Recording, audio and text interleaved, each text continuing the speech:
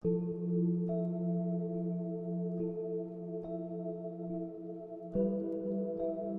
पूछते हैं कृष्ण का व्यक्तित्व कैसा है। ये थोड़ा कठिन है। ये थोड़ा कठिन इसलिए है कि कृष्ण के पास व्यक्तित्व नहीं है, इसलिए कठिन है। जो पहुंच जाता है उसके पास व्यक्तित्व खो जाता है। व्यक्तित्व उनके पास होते हैं जो यात्रा में है, मंजिल पे व्यक्तित्व नहीं होते। मंजिल पे तो परमात्मा ही बसता है। व्यक्तित्व यात्रा में होते हैं। जैसे वाहन, मैं बैलगाड़ी पे बैठा हूं, आप हवाई जहाज पे बैठे हैं, कोई रेलगाड़ी में बैठा है, कोई मोटर गाड़ी में बैठा है। ये वाहन तो यात्रा में होते हैं। मंजिल पे पहुंचे कि वाहन से उतर जाता है आदमी। फिर ना हवाई जहाज में होते हैं, आप न बैलगाड़ी में होते। बैलगाड़ी भी गई, हवाई जहाज भी गया, मंजिल आ गई। कृष्ण जैसे लोग मंजिल पे खड़े हुए लोग हैं। ये व्यक्तित्व से उतर गए, व्यक्तित्व गया। उसी व्यक्ति को हम अवतार कहते हैं जिसका व्यक्तित्व नहीं है। इसको समझ लें। उसी व्यक्ति को अवतार कहते हैं जिसका कोई व्यक्तित्व नहीं है। जब अपना व्यक्तित्व नहीं होता तभी तो परमात्मा प्रकट होता है। जब तक अपना व्यक्तित्व होता तब तक प्रकट नहीं होता। कृष्ण तो बांसुरी की तरह हैं, अपना कोई स्वर नहीं है। परमात्मा जो बजा दे वही। बांसुरी को कुछ गाना नहीं है। बांसुरी के पास अपना गीत गाने को नहीं है। बांसुरी तो पोली है, बांस का टुकड़ा है पोला। बस परमात्मा जो बजा दे वही बज जाएगा। ओशो श्री कृष्ण के व्यक्तित्व और असल में श्री कृष्ण कौन है, इस विचार पर प्रकाश डालते हैं। आपको यह कंटेंट पसंद आता है तो चैनल को सब्सक्राइब करना और मेंबरशिप ज्वाइन करना ना भूलें। आपकी सपोर्ट मुझे और ऐसी वीडियो बनाने के लिए प्रेरित करती है। चलिए गौर करते हैं। कृष्ण जैसे व्यक्ति इसीलिए अवतार है, व्यक्ति नहीं है। पर्सनैलिटी गई, शून्य की भांति है, खाली, रिक्त। अपना कुछ भी नहीं बचा। अब तो परमात्मा जो करवा ले। इसलिए कृष्ण के पास व्यक्तित्व नहीं है, न बहिर्मुखी न अंतर्मुखी। कृष्ण के पास व्यक्तित्व ही नहीं है। इसमें एक ख्याल और ले लें। महावीर भी जब ज्ञान को उपलब्ध हो जाते हैं तो उनके पास कोई व्यक्तित्व नहीं बचता। बुद्ध भी जब ज्ञान को उपलब्ध हो जाते हैं तो उनके पास भी कोई व्यक्तित्व नहीं बचता। लेकिन महावीर की जो साधना पद्धति है, उस साधना पद्धति के कारण एक व्यक्तित्व हमें मालूम पड़ता है। उनका कोई व्यक्तित्व बचता नहीं, लेकिन साधना पद्धति का एक व्यक्तित्व हमें मालूम पड़ता है। बुद्ध का भी एक व्यक्तित्व मालूम पड़ता है, उनकी भी एक साधना पद्धति है। कृष्ण इस मामले में बहुत विशिष्ट है। उनकी एक साधना पद्धति नहीं है, वे समस्त साधना पद्धतियों की बात करते हैं। इसलिए उनका कोई व्यक्तित्व भी मालूम नहीं पड़ता। इसलिए कृष्ण को कोई जैसा चाहे वैसा देख ले सकता है। भागवतकार कुछ और अर्थों में देखते हैं कृष्ण को, कवि कुछ और अर्थों में देखते हैं। केशव से पूछें तो कुछ और कहेगा, सूर से पूछें तो कुछ और कहेंगे। गीता के कृष्ण कुछ और मालूम होते, भागवत के कुछ और मालूम होते। हजार तरह की बातें उनके व्यक्तित्व से झलकती हैं। शून्य है, कोई एक साधना की पद्धति नहीं है। इसीलिए राम को हमने कभी पूर्णावतार नहीं कहा, क्योंकि राम का एक विशिष्ट साधना पद्धति है, जीवन की एक व्यवस्था है। वो व्यवस्था ही उनका व्यक्तित्व मालूम पड़ती है।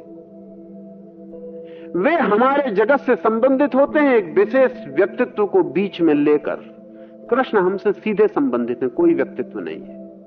नग्न, कोई वस्त्र साथ में नहीं, कोई मर्यादा नहीं, कोई सीमा नहीं। इसलिए इस देश में हमने किसी को पूर्ण अवतार नहीं कहा सिवाय कृष्ण के। उसका कारण है पूर्ण प्रकट हो रहा है उनसे। व्यक्तित्व से सदा अपूर्ण प्रकट होता है, चुना हुआ प्रकट होता है। खतरे हैं पूर्ण प्रकट करने में। खतरा सबसे बड़ा तो यह है कि बहुत मिसअंडरस्टैंडिंग पैदा होगी। महावीर के संबंध में इतनी गलतफहमी नहीं हो सकती, क्योंकि उनकी रूपरेखा साफ है। वो जो कहते हैं वो एक साधना है। बुद्ध के संबंध में भ्रांति नहीं हो सकती, वो एक साधना है। राम के संबंध में भ्रांति नहीं हो सकती, बात साफ है। राम प्रेडिक्टेबल है। अगर हमें पता भी ना हो, अगर रामायण का एक पन्ना खो जाए, बिल्कुल खो जाए, तो उस पन्ने को हम फिर से लिख सकते हैं। आगे के पन्ने और पीछे के पन्ने बता देंगे कि इस आदमी ने बीच में क्या किया होगा। प्रेडिक्टेबल है। अगर रामायण का एक अध्याय खत्म हो जाए तो फिर से लिखा जा सकता है, इसमें अड़चन नहीं आएगी, क्योंकि राम का व्यक्तित्व एक लीक में बंधा हुआ सीधा है। हम जानते हैं कि 2 2 4 हुए हैं, इतना सीधा है, लेकिन कृष्ण के मामले में तय नहीं है। अगर एक अध्याय खो जाए तो उसको दोबारा नहीं लिखा जा सकता जब तक कृष्ण फिर से पैदा ना हो। उसको कोई पूरा नहीं कर सकेगा, क्योंकि कुछ नहीं कहा जा सकता ये आदमी क्या करेगा। ये बांसुरी बजाएगा बीच में कि युद्ध में लड़ेगा, कि सखियों के साथ नाचेगा, कि स्त्रियों के कपड़े उठा के वृक्ष पे चढ़ जाएगा। बीच में क्या करेगा कुछ पक्का नहीं है। बीच में कुछ भी हो सकता, अनप्रिडिक्टेबल है। पूर्ण आदमी सदा ही भविष्यवाणी के बाहर होगा और पूर्ण व्यक्ति को समझना कठिन होगा। इसलिए कृष्ण को मानने वाले, प्रेम करने वाले बहुत हैं, लेकिन फिर भी कृष्ण को मानने वाले ना के बराबर है। कृष्ण को मानना बहुत दुरूह है, बहुत कठिन है। इसलिए जो भी मानता है वो भी चुन लेता है, वो भी पूरे कृष्ण को नहीं मानता, वो भी चुनाव कर लेता है। कुछ लोग हैं जो बाल कृष्ण को मानते हैं, वो युवा कृष्ण को बिल्कुल बात ही नहीं करते। वो कहते हैं हमारे तो बाल गोपाल भले, क्योंकि वो बात का कृष्ण खतरनाक मालूम पड़ता है। तो वो तो कहते हैं वो छोटा कन्हैया, उससे ही वो अपना काम चला लेते। उनका डर अपना है, क्योंकि बाद में वो जो कृष्ण जवान हो जाता है और जवान होकर जो करता है वो उनके लिए घबराने वाला है। अब सूरदास कैसे जवान कृष्ण को माने? वो तो स्त्रियों को देख के आंख फोड़ लिए। बड़ी कठिनाई है। कृष्ण और सूर के बीच, जवान कृष्ण और सूर के बीच तालमेल नहीं हो सकता, क्योंकि कहां सूरदास देखा कि आंख भटकाती है वासना में, फोड़ दो आंख, आंख फोड़ दी। और कहां कृष्ण की पूरी आंखें नचा के बांसुरी बजा सकते हैं। और कहां सूरदास आंख फोड़ के बैठ गए। सूरदास कहेंगे कि बात का कृष्ण भरोसे का नहीं है, अपना बाल कृष्ण ठीक। वो सूरदास की सीमा है, इसलिए बाल कृष्ण से अपना काम चला लेंगे। अब अगर कोई केशव को कहे कि बाल कृष्ण से काम चला लो, दही मटकी तोड़े, ये करे, वो कहेंगे उसमें कुछ रस नहीं है, इसमें कोई खास बात नहीं है। केशव के लिए तो युवा कृष्ण यौवन के पूरे राग रंग में नाचता हुआ, क्योंकि केशव कहते हैं कि जो परमात्मा राग रंग में पूरा न नाच सके वो अभी कमजोर है। अभी उसे भी भय है क्या? आदमी भयभीत हो समझ में आ जाए, परमात्मा भी भयभीत हो तो फिर समझ में नहीं आता। वो तो अभय होकर, तो केशव बच्चे कृष्ण को छोड़ देंगे, युवा कृष्ण की कथा के आसपास उनके सब गीत रचे जाएंगे।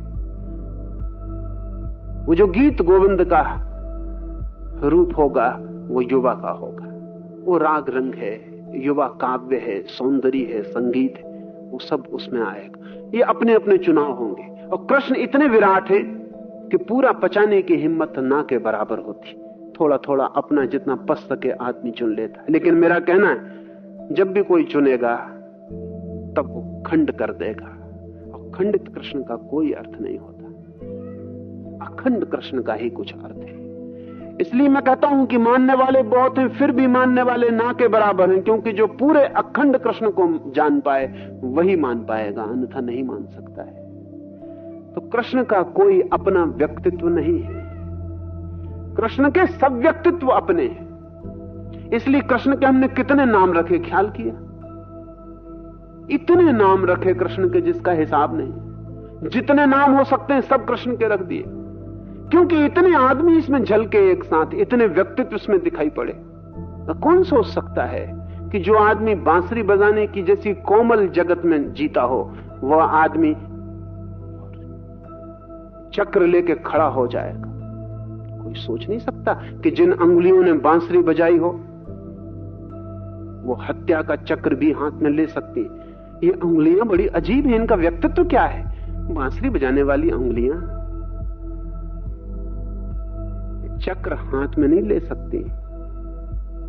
सुदर्शन लेके हत्या का इंतजाम करना, अचूक हत्या का इंतजाम करना, बांसुरी बजाने वाले अंगुलियों का काम नहीं है। इन अंगुलियों का कोई व्यक्तित्व अगर होता तो यह मुश्किल था। हम सोच भी नहीं सकते कि बुद्ध या महावीर या जीसस चक्र लेके खड़े हो जाएंगे, सोच भी नहीं सकते। लेकिन कृष्ण सोचे जा सकते हैं, इनकंसीवेबल हैं, सोचना कठिन पड़ता है लेकिन वो कर सकते हैं। ये जो व्यक्ति है इसके पास अपना कोई निजी व्यक्तित्व नहीं है, इसलिए इस मुल्क के समझदार लोगों ने इसे पूर्ण अवतार कहा। पूर्ण अवतार इसीलिए कि जिसके पास अपनी कोई धारणा नहीं, जिसके पास अपना कोई वाहन नहीं, जिसके पास अपना कुछ भी नहीं है, पूरा परमात्मा जैसा प्रकट होना चाहे हो सकता है, जो जरा भी बाधा नहीं देगा। अगर राम से परमात्मा कहें कि जरा नाचो, तो राम कहेंगे ठहरिए, ये हमसे ना हो सकेगा नाचना। तो राम परमात्मा से कहेंगे संभालिए, इतना आगे हम न जा सकेंगे, ये हमसे ना होगा। राम परमात्मा में भी चुनाव कर लेंगे, वो कहेंगे इतना हम प्रकट कर सकते हैं, इसके आगे हमसे प्रकट ना होगा, हमारी सीमा है। लेकिन कृष्ण से कुछ भी कहें वो राजी हो जाएंगे। राजी क्या, वो देरी नहीं लगाएंगे, वो नाचने लगेंगे। ये जो कृष्ण की स्थिति है, ये व्यक्तित्व मुक्त ट्रांस पर्सनैलिटी, ये व्यक्तित्व अतीत उनकी स्थिति है, और इसीलिए उनको हम पूर्ण कह पाए।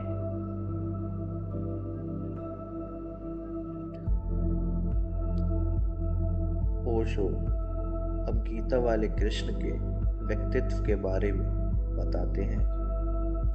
कृष्ण कहते हैं जहां जहां ऐश्वर्य है, जहां जहां अभिव्यक्ति अपनी आखिरी चोटी को छू लेती है, वहीं वहीं मैं हूं, वहीं वहीं मेरा ही अंश प्रकट होता है। इसे ठीक से समझ लेना। तो इसका अर्थ यह हुआ कि जैसे सूरज को सीधा देखना बहुत मुश्किल है, 10 करोड़ मील दूर है सूरज, फिर भी हम आंख गड़ा के देख नहीं सकते, आंखें मुश्किल में पड़ जाती।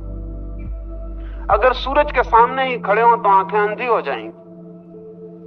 ये बड़े मजे की बात, सूरज के बिना सारी पृथ्वी पर अंधेरा हो जाता है, सूरज के बिना हम सब अंधे हो जाते हैं, सूरज को सामने से देखें तो भी अंधे हो जाएंगे। सूरज को सीधा नहीं देखा जा सकता, लेकिन कोई आदमी सूरज के सामने खड़ा हो, सूरज तो देख नहीं सकता सीधा, आंखें बुझ जाएंगी। करीब करीब अर्जुन वैसे ही कृष्ण के सामने खड़ा है, वो भी नहीं देख पा रहा, वो भी नहीं देख पा रहा कि कौन सामने, किससे वो पूछ रहा है, किससे वो समझ रहा है, वो भी नहीं देख पा रहा। वो भी समझ रहा है कि ठीक है, मित्र है, बुद्धिमान है, आदर योग्य है, और कभी कभी किसी क्षण में रहस्यपूर्ण है, कुछ जानता है, सीखा जा सकता है उससे। लेकिन अभी वो सूर्य नहीं दिखाई पड़ रहा जो कृष्ण है, वो आंखें बंद हैं। वो पूछता है कि मैं कहां कहां आपको देखूं। जो सामने खड़ा है वहां न देख के वो पूछता है कहां कहां आपको देखूं। जैसे कोई सूरज से पूछे तो सूरज कहे जहां जहां कोई दिया तुझे दिखाई पड़े जो अंधेरे को तोड़ता हो तो जानना कि वहां वहां मैं हूं। तो जहां कोई दिया चमके और बवक के प्रकाश कर दे वहां वहां समझना मेरी ही ज्योति, मेरा ही तेज। ये जो कृष्ण कहते हैं जहां जहां ऐश्वर्य तुझे दिखाई पड़े, अगर ईश्वर नहीं दिखाई पड़ता तो बेहतर है कि तू ऐश्वर्य को देख। अगर सूरज नहीं दिखाई पड़ता है तो बेहतर है कि तू प्रकाश को देख। जहां जहां तुझे चमकदार प्रकाश दिखाई पड़े समझना कि मेरा ही अंश, मेरा ही तेज प्रकट हो रहा है। सूरज का तेज तो हम देख सकते हैं दियों में, वो बड़ी कठिन बात नहीं है। छोटे से आपके घर में भी दिए की जो ज्योति जलती है वो सूरज का ही हिस्सा है, वो सूरज का ही हिस्सा है। एकदम से समझना कठिन होगा। अगर आप मिट्टी का तेल जला रहे हैं तो आपको पता नहीं होगा कि मिट्टी का तेल निर्मित इसलिए हुआ है, लाखों लाखों साल में पृथ्वी के द्रव्यों ने सूरज की किरणों को पिया है और वे ही किरणें आपको वापस आपके मिट्टी के तेल से आपके दिए में वापस उपलब्ध हो जाती हैं। जब आप एक लकड़ी को रगड़ के जलाते हैं, जैसा कि पुराने दिनों में रिवाज था कि 2 लकड़ियों को रगड़ के या 2 चकमक पत्थरों को रगड़ के जब 2 पत्थरों को रगड़ के आप किरण पैदा करते हैं तो आपको ख्याल ना होगा अरबों अरबों वर्षों में पत्थर सूरज को पी गए हैं, वही पुनः प्रज्वलित हो जाता है। लकड़ी के भीतर भी सूरज छिपा है और आपके भीतर भी। जहां भी ज्योति है वहां सूरज की किरण है। वो कब पीली गई होगी ये दूसरी बात है, कब छिप गई होगी ये दूसरी बात है, लेकिन वो सूरज की किरण है। सूरज प्रतिपल अपनी रोशनी दे रहा है, वो हजारों हजारों जगह इकट्ठी हो रही है, संग्रहित हो रही है। वही रोशनी आप पुनः पा लेते हैं। लेकिन सूरज को सीधे देखना मुश्किल है, दिए को आप मजे से सीधा देख सकते हैं। दिया बहुत अंश में सूरज है, लेकिन तेज उसका ही है। तो कृष्ण कहते हैं जहां जहां ऐश्वर्य, जहां जहां विभूति, जहां जहां कांति, जहां जहां शक्ति दिखाई पड़े, वहां वहां मेरे ही तेज के अंश से उत्पन्न है, ऐसा तू जानना। जो शब्द चुने हैं, एक तो है ऐश्वर्य, विभूति, कांति, शक्ति, वे सब संयुक्त हैं। शक्ति का अर्थ है ऊर्जा, एनर्जी। एक छोटे से बच्चे में शक्ति दिखाई पड़ती है।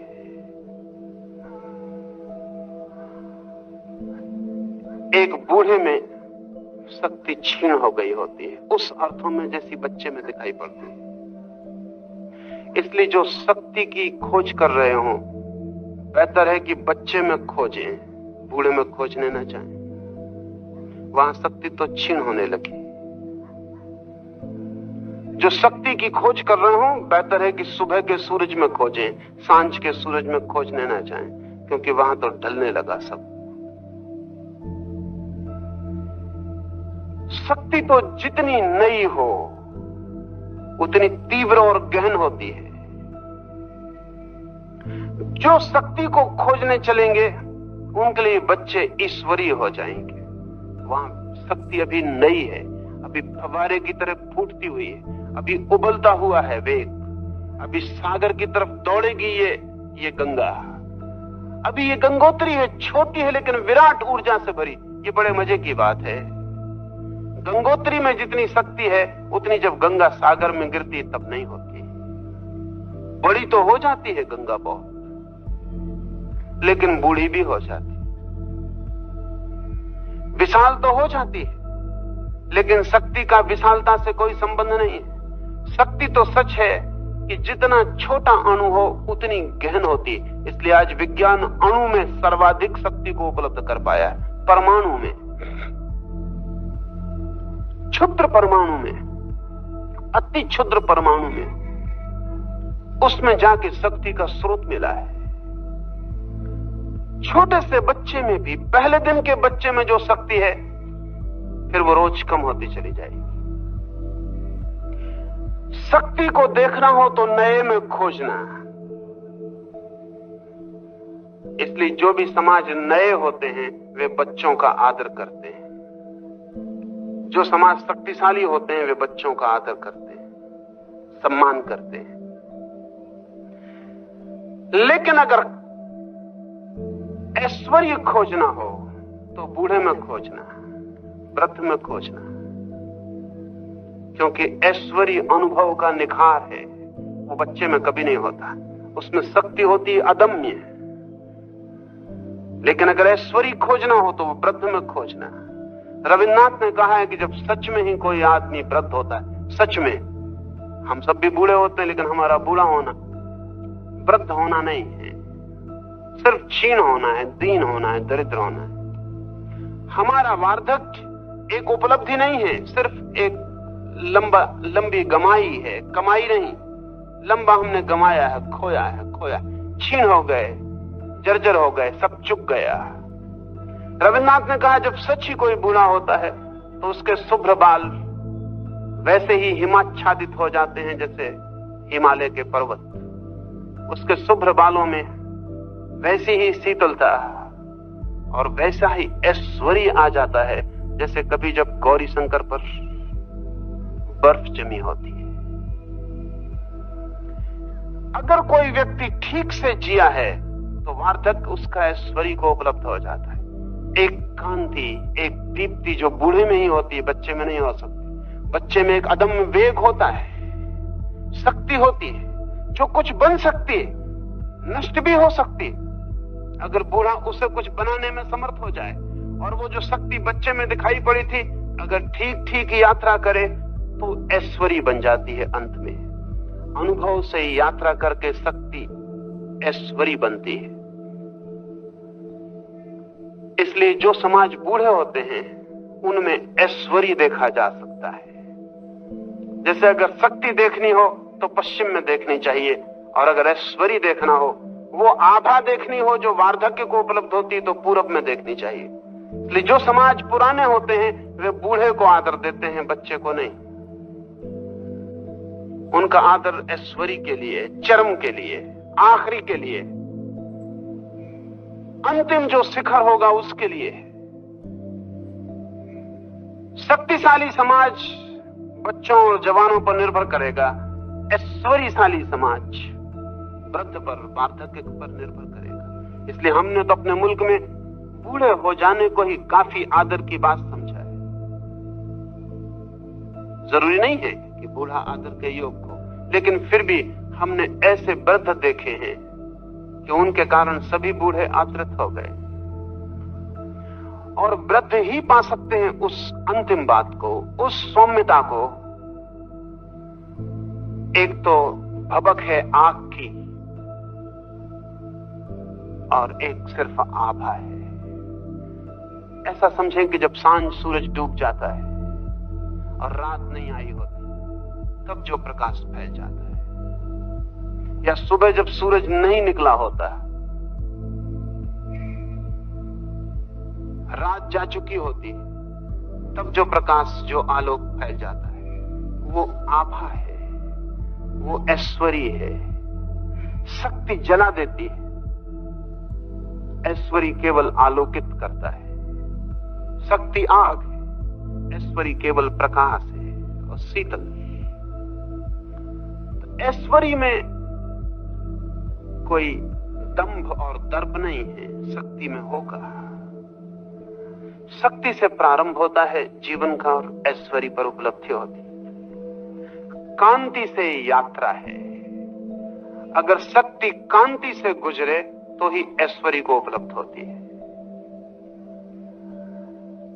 अगर कोई व्यक्ति अपनी जीवन ऊर्जा का उपयोग क्षुद्र को खरीदने में करता रहे तो कांतिहीन हो जाता है। हम कई बार हीरे जवाहरातों को देकर रोटी के टुकड़े खरीद लाते हैं। कई बार, कहना ठीक नहीं, अधिक बार, ज्यादातर जीवन में जो श्रेष्ठतम है उसे गंवा के हम क्षुद्र को खरीद लेते हैं। पूरा जीवन हमारा इसी नासमझी में बीतता है। बस काफी धंधा किया, काफी लेन देन किया, इसका भर सुख होता है। कांति का अर्थ है जो व्यक्ति अपनी जीवन ऊर्जा को निरंतर श्रेष्ठ के लिए समर्पित कर रहा है, उस व्यक्ति को कांति उपलब्ध होती है। जो जितनी शक्ति देता है उससे ज्यादा पाता है, जो हमेशा लाभ में है, एक आंतरिक लाभ में है। अगर एक इंच भर अपनी शक्ति खोता है तो इसीलिए कि कोई विराट का द्वार खुल रहा है, अन्यथा नहीं खोता। इसे हम ऐसा समझे, जैसा मैंने पीछे आपको कहा, काम ऊर्जा है, सेक्स एनर्जी है। आप उसे केवल शरीर के तथाकथित सुख में गंवा सकते हैं जीवन भर। सारी कांति खो जाएगी। आपके चारों तरफ जो एक मंडल चाहिए व्यक्तित्व का, वो सिकुड़ जाएगा। कभी आपने ख्याल किया है, काम ऊर्जा के क्षीण होते ही आपको एक सिकड़ाव का अनुभव होता है। कोई चीज सिकुड़ गई भीतर, आप दीन हुए, आपने कुछ खोया, पाया कुछ भी नहीं। ठीक इससे विपरीत स्थिति उस व्यक्ति को उपलब्ध होनी शुरू होती है जिसकी काम ऊर्जा ऊर्ध्वगामी होती और प्रभु के चरणों में समर्पित होने लगती, और जिसकी काम ऊर्जा व्यक्तियों, दूसरे व्यक्तियों की तरफ प्रवाहित नहीं होती वरन अपनी अंतरात्मा की तरफ प्रवाहित होने लगती। हर इंच पर उसे लगता है जीवन विराट हुआ और बड़ा हुआ। ब्रह्मचर्य शब्द हम सब सुनते हैं, बात करते हैं, लेकिन आपको ख्याल न होगा इसका अर्थ क्या होता है। इसका अर्थ होता है ब्रह्म जैसी चर्या। और ब्रह्म का आपको अर्थ पता है? ब्रह्म का अर्थ होता है विस्तार। ब्रह्म का अर्थ है जो विस्तीर्ण है, जो फैलता ही चला गया है, जिसका ओर छोर नहीं है। तो जिस दिन आपकी चर्या उस विस्तार की तरफ बढ़ने लगती है और आपके भीतर कुछ फैलता चला जाता है और फैलता ही चला जाता है, सब सीमाएं छूट जाती हैं और आपके भीतर कोई फैलता ही चला जाता है। जिस दिन आपके भीतर चांद सूरज घूमने लगते हैं, जिस दिन आपको लगता है कि आप फैल गए सारे आकाश में और आकाश से एक हो गए, उस दिन ब्रह्मचर्य उपलब्ध होता है। लेकिन यह होगा जब हमारी ऊर्जा, हमारी शक्ति निरंतर श्रेष्ठ के प्रति समर्पित हो रही हो। अपने से नीचे का कुछ खोजना, कांति को खोना है, अपने से ऊपर के लिए शक्ति को नियोजित करना, कांति को उपलब्ध होना है। कांति सिर्फ एक खबर है आपके चेहरे से, आपके आंखों से, आपके हाथों से, आपके व्यक्तित्व से एक खबर है कि भीतर ऊर्जा ने कुछ ऊर्ध्वगमन शुरू किया है। बड़ी मुश्किल की बात है इस कांति की तरफ ख्याल ही नहीं है। इसलिए जवान आदमी, मैंने कहा बच्चा होता है शक्तिशाली, बूढ़ा होता है ऐश्वर्युक्त, जवान हो सकता है कांति युक्त।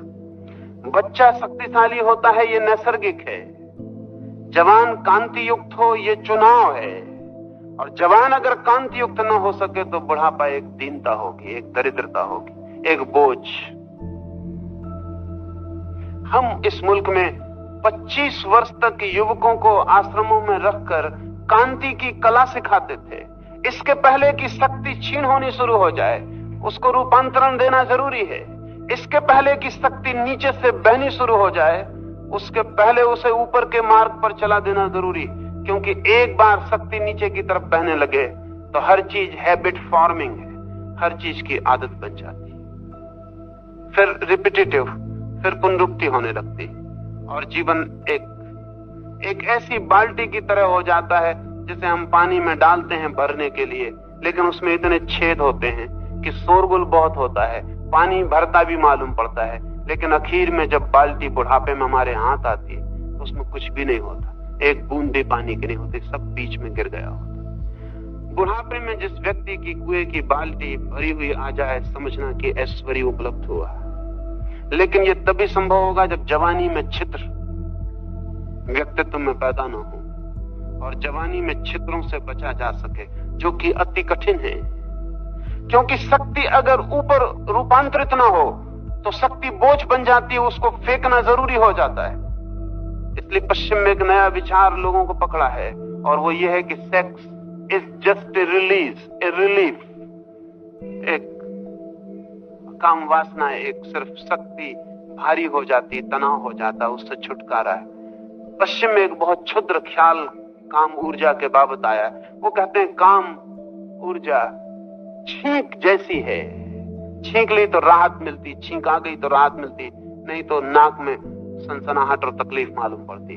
सब काम ऊर्जा भी इसी तरह की है, उसको फेंक दी बाहर तो राहत मिलती है। शक्ति भारी हो जाती है, अगर काम में ना लाई जाए फिर उसे फेंकना ही पड़ेगा। केवल वही लोग शक्ति को फेंकने से बच सकते हैं जो उस कला को सीख लेते हैं जिसमें शक्ति रोज काम में आती चली जाती, बचती ही नहीं फेंकने के लिए। डायोजनीस से किसी ने पूछा था कि तुमने विवाह क्यों ना किया, तो डायोजनीस ने कहा 2 पत्नियां एक साथ रखना बहुत मुश्किल होगा। जिसने पूछा था वो तो पूछ रहा था विवाह क्यों ना किया। वो बड़ा हैरान हुआ कि 2 पत्नियां हैं तुम्हारे। डायोजनीस ने कहा नहीं, जिस दिन से परमात्मा को खोजने में लग गए, उस दिन से सारी शक्ति तो उसी में लग गई। अब दूसरी पत्नी रखना बहुत मुश्किल होगा। ये दोनों बातें एक साथ करना जरा मुश्किल होगा। सारी शक्ति लग जाए एक तरफ तो दूसरी तरफ प्रवाहित रहने को कुछ बचता नहीं। और तभी कांति उपलब्ध होती है, जब ऊपर की ओर शक्ति उठने लगे। कांति का अर्थ है ऊपर की ओर उठती हुई शक्ति, शरीर से भी झलकने लगती है, शरीर से भी उसकी सुगंध आने लगती है, शरीर भी एक अनूठे सौंदर्य से आच्छादित हो जाता है।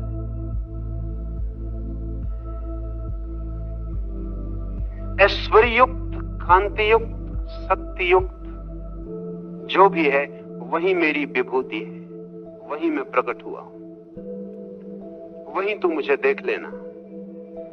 और जहां भी ये घटित हो समझना कि मेरे तेज के अंश से ही उत्पन्न हुआ है। मेरी ही ज्योति वहां प्रज्वलित हो रही है, मेरे ही अमृत की धार वहां बहती है, मेरे ही स्वरों का संगीत है वहां, मेरी ही सुवास, मेरी ही हृदय की धड़कन वहां भी धड़कती है।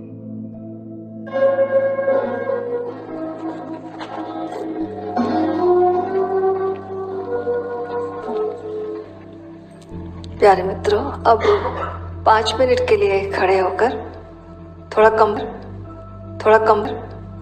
अगर आपको यह कंटेंट पसंद आता है तो चैनल को सब्सक्राइब करना, मेंबरशिप ज्वाइन करना ना भूलें। आपकी सपोर्ट मुझे और ऐसी वीडियो बनाने के लिए प्रेरित करती है।